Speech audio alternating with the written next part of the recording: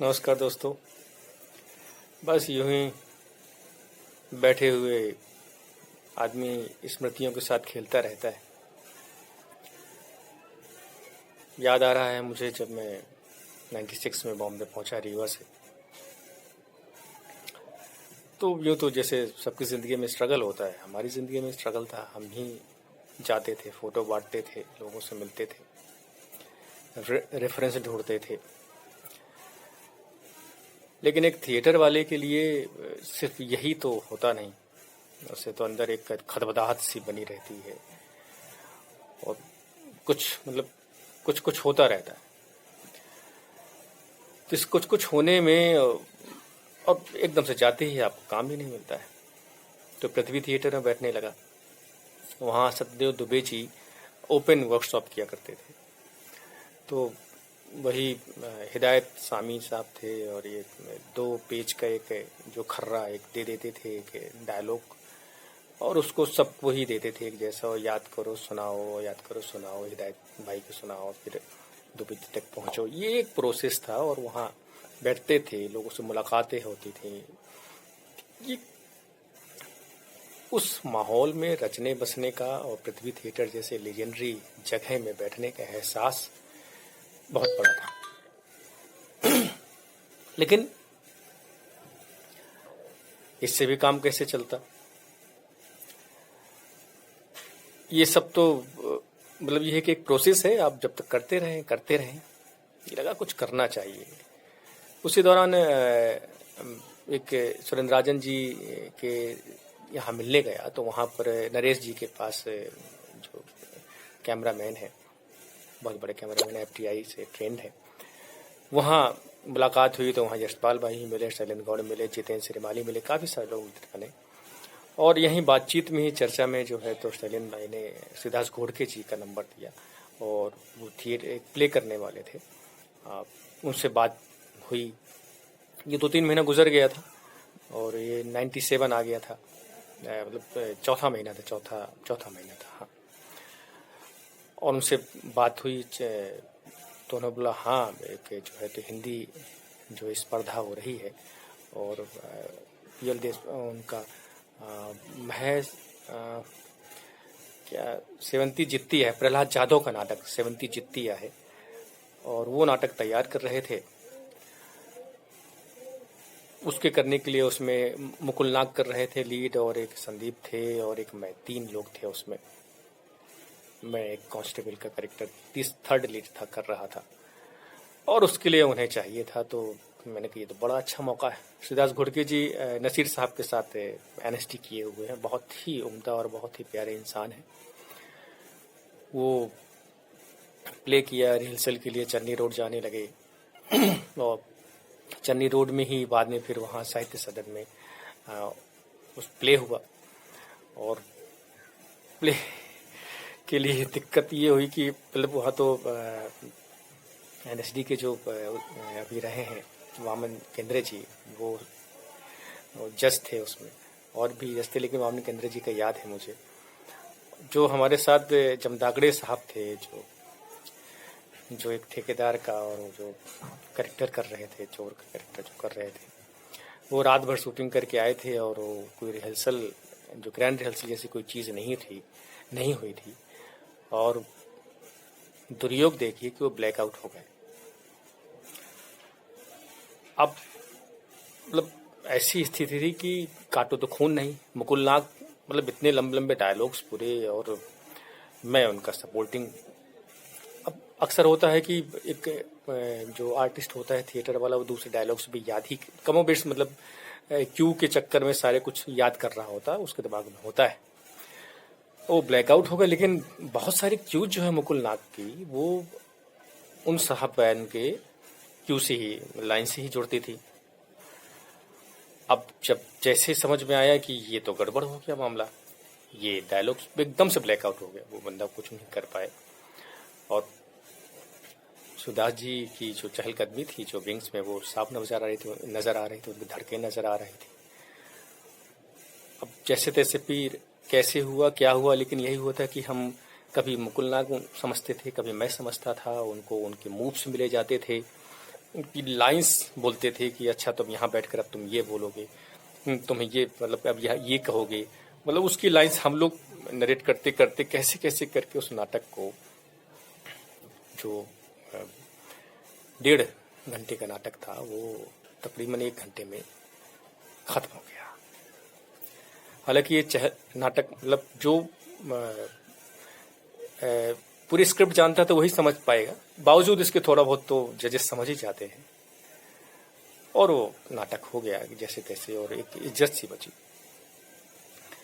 और हम लोग सब थोड़ा सा निराश हुए, और ये हुआ कि चलो नाटक हो गया, लेकिन वही मुड़कुल फिर अलग चले गए, हमें अलग और चले गए, और ये हमारी लगभग जो एसोसिएशन था वो खत्म हुआ। हम लोग सब अपने घरों की ओर, मैं बिले पार्ले में रह रहा था,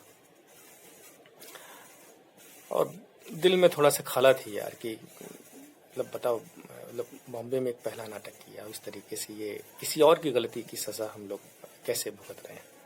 लेकिन शायद ऐसा होता नहीं है, आप ईमानदारी से कोशिश करते हैं तो कहीं ना कहीं कुछ तो होता है। और संयोग देखिए कि अचानक जो है, तो उस समय मैं एक क्लिनिक में छोटा सा पार्ट टाइम भी कर रहा था, जाता था वहाँ। तो वहाँ मतलब डॉक्टर बिमल केरिया के यहाँ मैं मतलब मान के चलिए कंपाउंडर जैसे काम कर रहा था, और स्ट्रगल के लिए जो है तो जो कमोबेश जो मैं पापा से पैसे लेने पसंद नहीं करता था, वो बोलते थे, लेकिन मैंने कहा नहीं, मैं खुद ही करूँगा। और उसके बाद फिर जो है तो मैं खुद ही कहीं ना कहीं से कुछ जुगाड़ करके करता था, थिएटर के लिए जाता था, और सीरियल्स के लिए स्ट्रगल करता था, और काम भी किया। सीरियल्स की बात अभी मैं नहीं कर रहा हूँ। अब उसके बाद जब करते हुए अचानक एक दिन सुदास घोर के दादा का फ़ोन आया कि यार तुझे बेस्ट एक्टर का अवार्ड मिला है। मतलब मुझे बिलीव ही नहीं हुआ कि मतलब कैसे कैसे संभव हुआ, किस तरीके से। और एकदम से मुझे रस्क हुआ कि महाराष्ट्र में मैंने एक प्ले किया, और जो प्ले हुआ मैंने बताया, उसमें बेस्ट एक्टिंग का अवार्ड मिला है। और मतलब मुझे समझ नहीं आ रहा था किस तरीके से मैं रिएक्ट करूं। मैंने डॉक्टर को ये बता दिया, ऐसा है, ये है, वो है, और वो डॉक्टर वैसे ही परेशान थे कि किस टाइम आता है, किसी टाइम नहीं आता है, रिहर्सल के लिए चला जाता है। तो जब बेस्ट एक्टिंग का अवार्ड मिला तो मेरे ख्याल से मार्च या अप्रैल था 97 में, और जिस समय रिपोर्टर सीरियल में भी काम किया था, पहला सीरियल था बॉम्बे में आते हुए। अब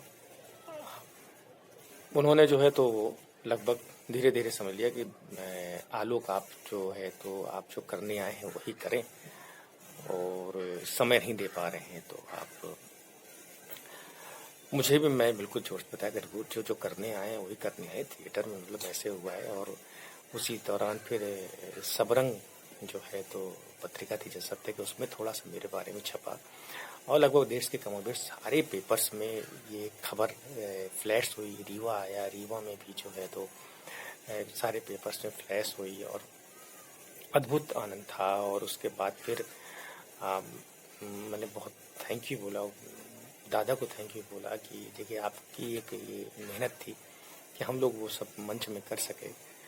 और फिर नासिक में अनिल देशमुख जी और भक्ति भरवे इनामदार जी ने जो है तो मेरे को प्रमाण पत्र दिया और सर्टिफिकेट दिया बेस्ट एक्टिंग के लिए, स्पेशल एक्टर के रूप में विशेष अभिनय का जो मिला, तो लगा कि अब जिंदगी बन गई।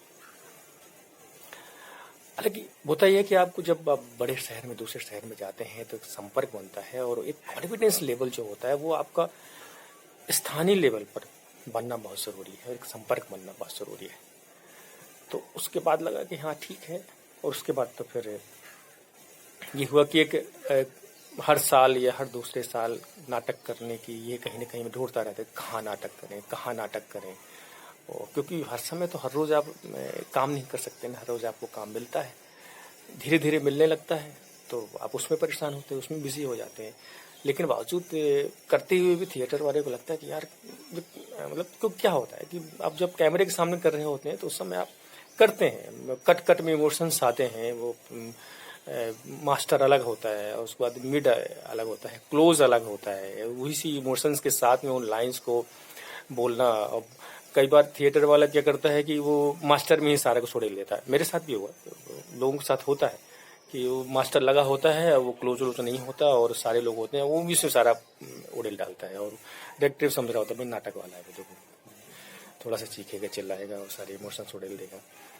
कई बार ऐसा होता है, अब बार बार करना होता है सॉरी, और क्लोज में वो इमोशंस उसके थोड़े से कभी कभी कम हो जाते हैं, जो कि क्लोज में होने चाहिए। धीरे धीरे फिर वो प्रोसेस होता है, फिर आपको समझ में आता है, कैमरे के सामने आते आप थोड़ा सा 4 लोगों के बीच में झिझकने लगते हैं, मंच में नहीं होते, कैमरे के सामने थोड़ा सा आपको होता है। धीरे धीरे भी आपको समझ में आता है कि साहब क्लोज में ही आपको सारे इमोशंस उड़ेलने हैं और मास्टर और मिनट का कोई मतलब बहुत बड़ा मतलब नहीं है आपकी ज़िंदगी के लिए, कैरियर के लिए, कैमरे के सामने एक्टिंग करने के लिए।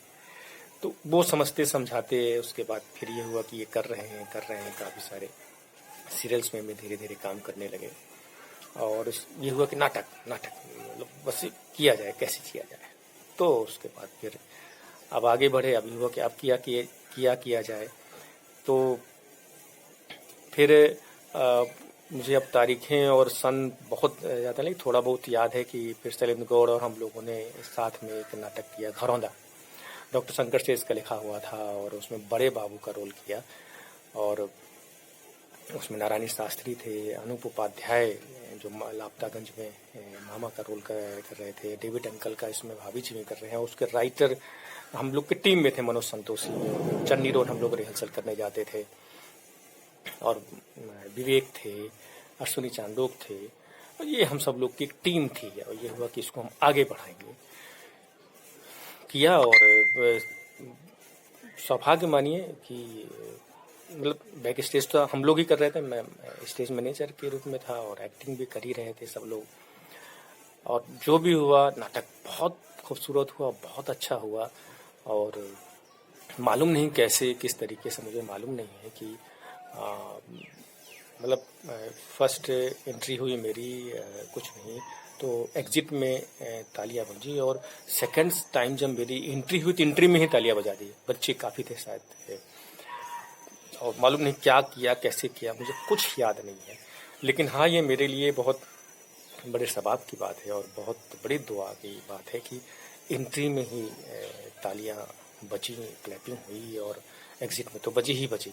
तो शैलेंद्र भाई अभी भी बोलते हैं यार कि तेरे तो एंट्री में भी तालियां बज गई थी यार, क्या गजब है, क्या कमाल है। मैंने कहा पता नहीं भाई वो क्या हुआ था उस वक्त, कैसे हुआ था। तो ये मेरे ख्याल से 88 में अगले साल फिर किया था ये भारतीय विद्या भवन में और हॉल हम लोग को वहाँ फ्री मिल गया था तो हमने वहाँ वो किया। ये हुआ कि इसके आगे सोच किए जाएं, लेकिन वही ग्रुप टीम बनना बहुत बॉम्बे में ज़रूरी है और टीम हमारी बनती रही, बिखरती रही। तो कुछ बने, उस टीम में से कुछ नहीं बने, सबने अपनी अपनी अलग टीम बना ली। तो जो टीम बन गई वो टीम आगे बढ़ गई। तो ये मान ली कि हमारी टीम बिखरती रही। अब उसके बाद फिर होली जिसमें आमिर खान साहब ने लीड रोल मतलब फिल्म की हुई है, आशुतोष गावरकर जी साहब ने डायरेक्ट किया शायद, उस नाटक किया हम लोगों ने होली पर। महेश एल कुंचवार साहब का नाटक था वो लिखा हुआ और होली में बसंत का किरदार किया और बहुत मेहनत करनी पड़ी। पृथ्वी थिएटर के पीछे वो लड़का रहता था महेंद्र करके और अमिताभ डायरेक्टर थे उसके, तो अरविंद पांडे डायरेक्टर थे उसके। और वो उसमें क्या मतलब कि हैप्पी अभी आजकल जो काफ़ी फिल्म वगैरह कर रहे हैं हैप्पी के साथ में, और बहुत ज़्यादा मुझे याद नहीं है, और वो सब साथ में थे। और मुझमें सबसे बड़ी जो थी तो हम लोग सब सॉन्ग सीक्वेंस था और मुझे हारमोनियम बजा के थे हुए मोनिका वो माय डार्लिंग करके हारमोनियम बजा रहा हूँ मैं, लिप सिंग कर रहा हूँ और लड़की हीरोइन जो है उसके पीछे जा रहा हूँ। मेरी तो हालत ख़राब हुई साहब कि मैं डांस स्टेप भी कर रहा हूँ। अब बताइए फिल्मों में क्या भी यही स्थिति होती है। अब मेरे साथ ऐसा फिल्म में ऐसा नहीं हुआ, एक सॉन्ग सीक्वेंस ज़रूर आई, आदर्श नगर फिल्म बाद में कर रहा था जो कि रिलीज़ ही नहीं हुई यार, तो उसमें सॉन्ग सीक्वेंस आई। लेकिन ये थिएटर में अलग सीक्वेंस की हारमोनियम में मतलब सिंग कर रहा हूँ, बजा रहा हूँ और डांस भी थोड़ा सा स्टेप कर रहा हूँ, लिप सिंग भी कर रहा हूँ और वो मूवमेंट्स भी कर रहा हूँ। तो हालत ख़राब हो गई थी साहब। लेकिन हाँ, मतलब कि वो एक एक्सपीरियंस था अरविंद पांडे जी के साथ, और उसको माटुंगा में किया था हम लोगों ने। लेकिन वो भी बस टीम बनी और टीम के काफ़ी लोग बिखर गए, फिर आगे बढ़े। फिर राजा काफसे साहब तृष्णा एक नाटक जो है तो उठा रहे थे, मोनिका थी उसमें और कई सारे दोस्त थे। वो डिंडोसी में वहीं रिहर्सल करते थे और पृथ्वी थिएटर में रीडिंग हुई, और उसका किरदार मुझे एकदम से याद नहीं है। रिहर्सल हुई, रीडिंग मतलब कि रीडिंग हुई, और ये हुआ कि पृथ्वी थिएटर में उस समय रीडिंग की जाती थी। एक टीम थी, मकरंद भाई थे उसमें, मैक भाई थे, और वो डिसाइड करते थे कि डेट दी जाए, कैसे दी जाए। तो रीडिंग के समय ही ये बातें हुई कि आप लोगों ने इतना मॉडुलेट कर दिया है, सारा कुछ एक्ट कर रहे थे रीडिंग में ही, तो फिर हम जब नाटक देखेंगे तो क्या देखेंगे, आपने तो सारी परफॉर्मेंस इसी में हो रही थी।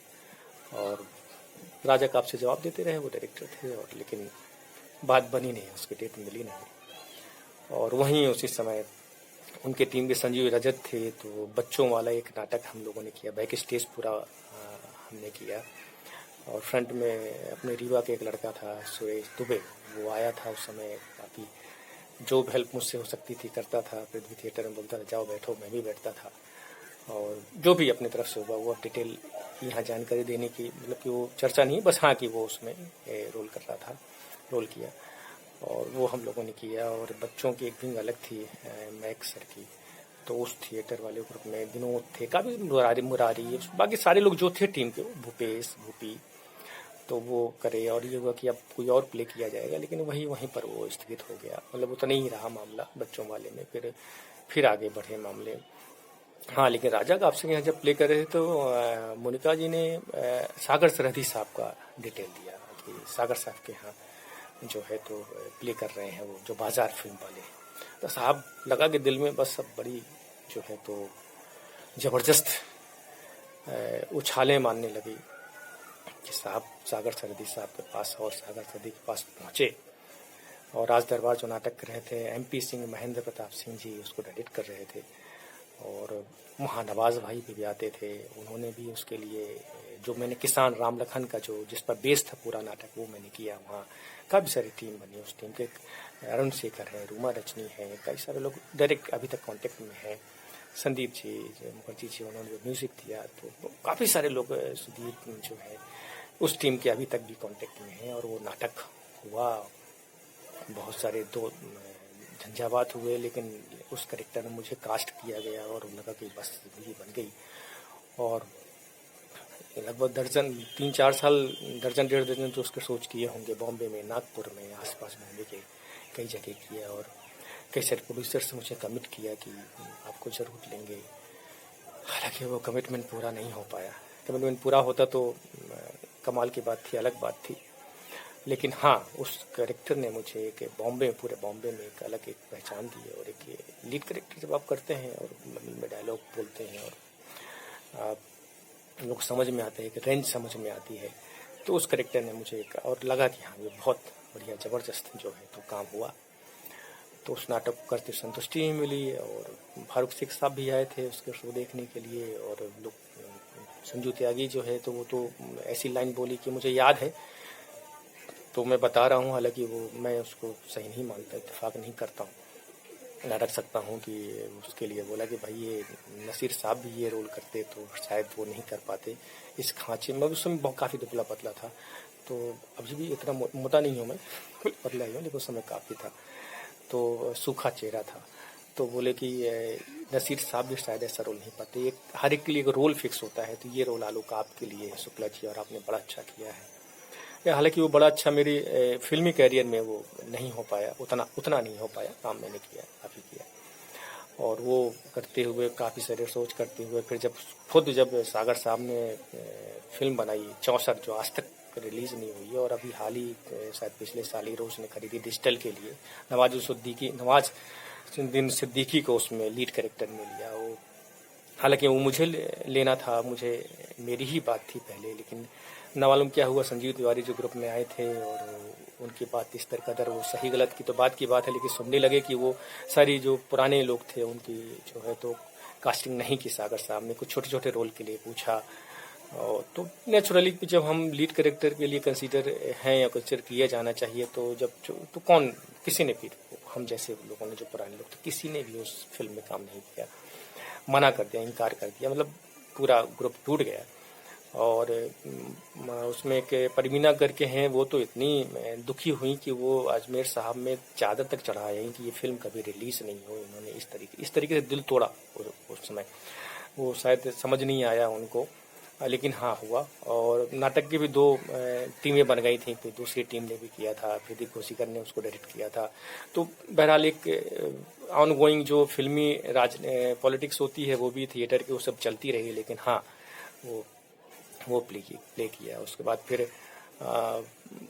लगा कि ज़िंदगी बन गई, लेकिन उस फिल्म में आए नहीं, तो लगा कि अब सब मामला जो है तो ठीक नहीं है। तो वहाँ से एक थोड़ा सा एक विरक्ति सी हुई कि जब सागर साहब ने नहीं लिया, और तो फिर कौन लेगा जो आपको जानता है और जो लेना चाहिए। अब वो कहीं मेरी किस्मत ख़राब थी कि किसी के बहकावे में आ गई या किसी के बद में आ गई, तो अब कहने का कोई अर्थ है नहीं उसका। और नवाज़ भाई उसमें लगेगा नहीं कि वो नवाज़ भाई थे, क्योंकि करते अभ्यास से जड़मत हुई सुजान और असली आवच्छा से सिल पर पड़े निशान। तो नवाज़ भाई बाद में काफ़ी अच्छा करने लगे, उस समय तो अच्छा नहीं कर पा रहे थे उतना जितना वो कर सकते थे। तो कॉन्फिडेंस बहुत सारी चीज़ें देता है आपको करने के लिए, तो वो नहीं कर पा रहे थे। और फिल्म भी शायद वो रिलीज़ भी नहीं होने देंगे कभी पूरी ज़िंदगी, क्योंकि वो उनको मालूम है कि उन्होंने किस तरीके से किया।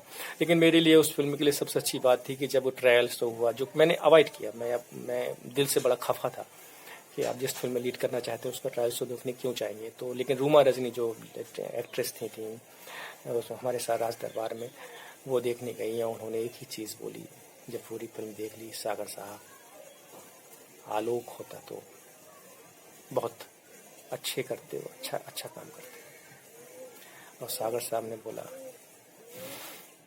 बात तो सही है। तो मेरी जीत तो हो गई, लेकिन वो जीत तो मैं जानता हूँ या जो मेरे आसपास के लोग जानते हैं, तो मेरे कैरियर में वो रिफ्लेक्ट नहीं हुआ। बहरहाल उसके बाद फिर प्ले करने के बाद उन्हीं के ग्रुप में बाद में फिर एक नाटक उठाया, राकेश चतुर्वेदी को लिया, वर्षा करके कोई लड़की थी उनको लिया। लेकिन हालांकि वो नाटक वो हो नहीं पाया, क्योंकि वो एक जगह जब कहीं से उखड़ती है तो उखड़ ही जाती है।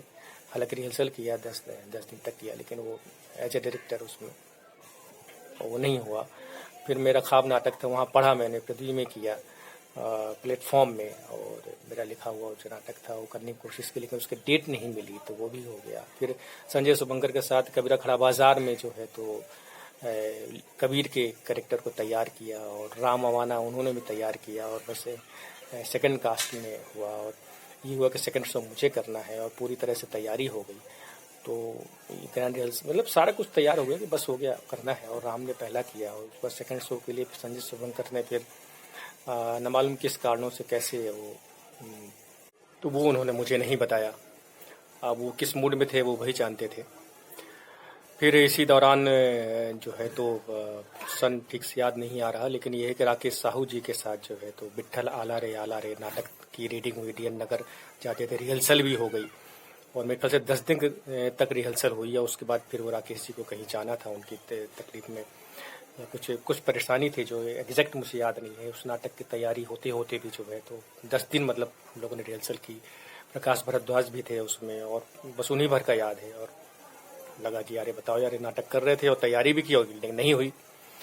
और फिर इसी बीच में ये करते हुए 2003 तक ये सागर साहब के साथ किया, तो 2004 में हबीब तनवीर साहब से बातचीत हुई, मुलाकात हुई। अनूप उपाध्याय ने बोला बात कर लो भाई, वो आगरा बाजार करने आ रहे हैं। तो 2004 में जब प्रदीप फेस्टिवल हुआ, तो वहाँ से आगरा बाजार से जो जर्नी का आगाज़ हुआ उनके साथ में। हालांकि 92 में उनके साथ में कई प्ले किए थे, रीवा में वर्कशॉप की थी, लेकिन 2004 में आगाज़ हुआ उनके साथ में आगरा बाजार में एक ब्राह्मण का किरदार, पहलवान का किरदार, अजनबी का किरदार। तो मतलब 8-10-15 लाइनें ही थी, लेकिन 36 एंट्रियाँ थी। और उस नाटक में मैं जर्मनी भी जा सका, हिंदुस्तान के हर शहर में लगभग जो है तो वो किया नाटक। और कुछ सालों बाद फिर हबीब साहब ने राजरक्त में राजा के भाई के रोल के लिए मुझे कॉल भी किया और बोला कि आ जाइए भोपाल। लेकिन माया नगरी की माया ने मुझे पता नहीं, मतलब ये मुझे लगता है कि मुझे चला जाना चाहिए था, लेकिन नहीं गया वो। और मैंने बोला हबीब साहब इतना लंबा टाइम 10-12 दिन नहीं दे पाऊँगा। वो होता है बॉम्बे में दोस्तों कि लगता है कि बस अब आप बाहर निकलेंगे कि कॉल आ जाता है। एक तो ये होता है और ये भी लगता है कि आए चाहे नहीं, लेकिन वहां रह रहे हैं तो दूसरे दिन लगता है कि बस आप जो है तो यश चोपड़ा ही आपको बुलाने वाला। ये अजीब सा एक वहां का है, लेकिन हालांकि बने रहने का फायदा तो मिलता है। कभी न कभी कोई ना कोई तो यश चोपड़ा आपको बुला ही लेता है। तो ये यकीन रखिए अगर आप वहाँ हैं तो। बहरहाल ये आगरा बाजार में फिर एक लंबी सी जर्नी चालू हो गई और उसके बाद फिर ये जो नाटक में भी जो डिजास्टर होते रहे वो भी चलते रहे। और फिल्मी जर्नी तो मैंने बताया कि नाटक से करते करते नाटक से ही करते करते इसे फिल्में जो सीरियल मिलने का जो एक सिलसिला चालू होना चाहिए था वो चालू मेरे साथ नहीं हो पाया उस तरीके से जिस तरीके से होना चाहिए था।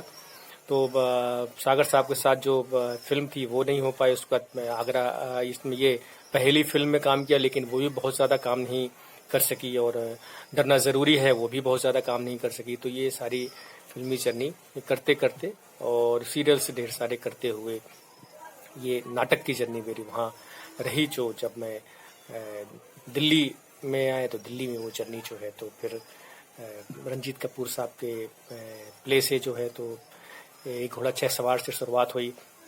राघवेश्वर अस्थाना जी के साथ मैंने जो है तो यहाँ नाटक करने की कोशिश की, उनके नाटक की एक रीडिंग वगैरह करी, फिर अपना भी नाटक किया यहाँ और राजीव राजी के साथ यहाँ दूरदर्शन में किया। तो यानी कि वो जर्नी चालू रही। अभी आप जानती हैं कि मैं अपना प्ले कर ही रहा हूँ।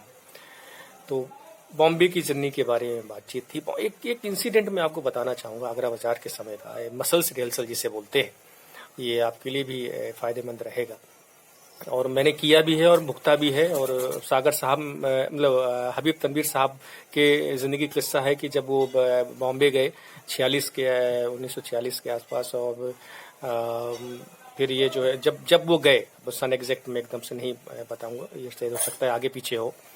तो वहाँ जब वो गए और बलराज साहनी साहब के साथ रिहर्सल कर रहे थे तो एक कुछ लाइन मुंह से नहीं याद हो रही थी, तो बलराज साहनी साहब ने उनको झापड़ मार दिया था। ये इतिहास पे लिखा हुआ है। उसके बाद मुंह बन गए थे वो। तो वो अपने ग्रुप में भी ऐसा यूज करते थे और मेरे साथ भी हारमोनी सर्कल में रिहर्सल कर रहा था और बेंगलोर जाना था। सुधीर मिश्रा जी सामने बैठे हुए थे। एक और आ रहा था, मैं थोड़ा सा हेजिटेट हो रहा था और एक लाइन थी, परेशान हो गया हूँ, नहीं बोल पा रहा था। और उसके बाद हबीब साहब ने बोला कि आप बेंगलोर नहीं जाएंगे अगर ये लाइन नहीं बोलेंगे। और यकीन मानिए कि अगली बार वो लाइन मुझसे एकदम से बिल्कुल दुरुस्त निकल आई। तो मसल्स पावर होता है। और मैंने भी जब 94 में वर्कशॉप की थी रीवा में, तो मैंने भी एक बच्चे को थोड़ा सा मतलब कि एक हल्के से झापड़ मारा था जब वो नहीं सुन रहा था। उसके बाद उसने कर लिया। तो मसल्स पावर भी यूज होती है। जरूरी नहीं है कि यूज करें, लेकिन हाँ थोड़ा सा डांट डपट तो एक्टर में काम करती है। दबाव जो है दबाव में वो काम कर ही लेता है। तो ये मेरी बॉम्बे की कमोबेश जर्नी है जो मैंने आपके साथ शेयर की। और इससे आप कुछ सीख सकें, जान सकें, ये मेरे लिए बड़ी अच्छी बात होगी। कुछ जानना चाहें तो इनबॉक्स में आप बात कर सकते हैं, मैं आपके साथ बात करूँगा। Thank you very much.